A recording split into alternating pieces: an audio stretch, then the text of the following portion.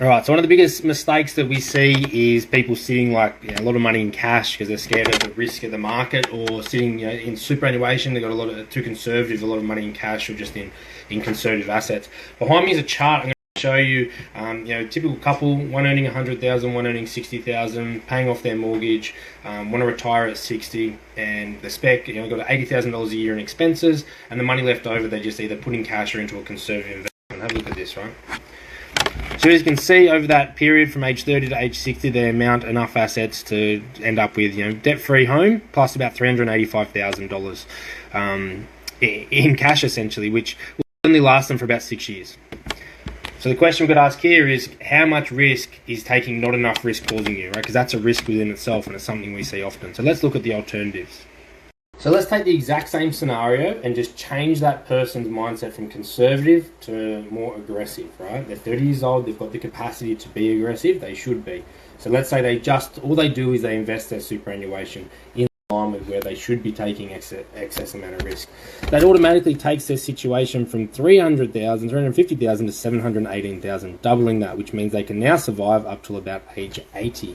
Still not ideal, but it's a lot easier. Is safe or too risky or whatever. Let's actually look at aligning their finances with their goals. Very simple financial planning, very, very easy to. Let's have a look at that now. Now in this chart behind me, all we've done is we've made sure that we're contributing enough money into super to look after us from age 60 onwards. Now, we're then going to invest outside of super, so we're paying off our home. We're then going to invest outside of super to help us retire from age 50. So we know what income we're going to need, which is $80,000 per year. So we know that we're going to need about $1.5 million to generate that. At least we're going to need that money to last us from age 50 to 60, and then from 60 our superannuation is going to kick in. However, we need to understand that from 50 to 60 we're not going to be contributing to super, therefore our super balance needs to hit where it needs to be by age 50 to ensure it can compound on itself to meet the number by 60, right? A couple of complexities there, but still relatively simple. What does that difference look like?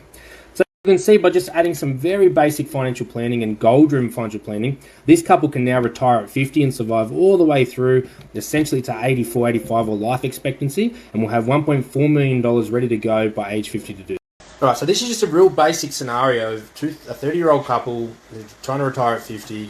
There's no real complexities in there. Some things might sound complex to you, but that's why I got a job, right? There is caveats around this, so depending on when your goals and objectives, depending on your age, you can't be aggressively investing if you're 55 and stuff like this. But this is how simple it can be, right? This is why I say investing for the sake of investing, or trying to make money for the sake of making money, is a waste of fucking time. It's really easy once you know what your goals are to align your investments and your financial goals with that. There's no need to live on noodles and just throw money at the wall hoping it's going to work. There's no need to take excessive risk, but you do need to take some risk. There's a risk within itself is sitting money in cash and not doing anything. So take all of that into consideration. Have a look at your own scenarios, because this shit's easy. But if you don't know what you're doing, you're never going to get there. And that's what we're here for.